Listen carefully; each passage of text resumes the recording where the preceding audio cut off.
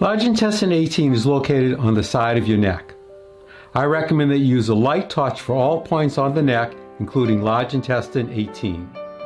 To locate large intestine 18, find the front of your voice box. That is the prominence in the middle of your neck. Right here.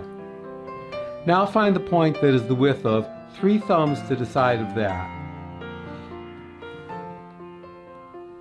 Right here. You'll be between 2 muscles. Activate this point by tapping the area quickly 5 times.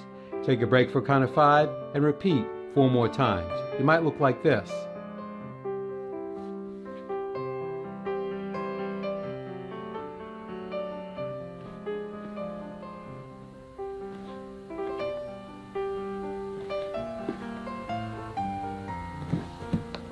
And here's another view.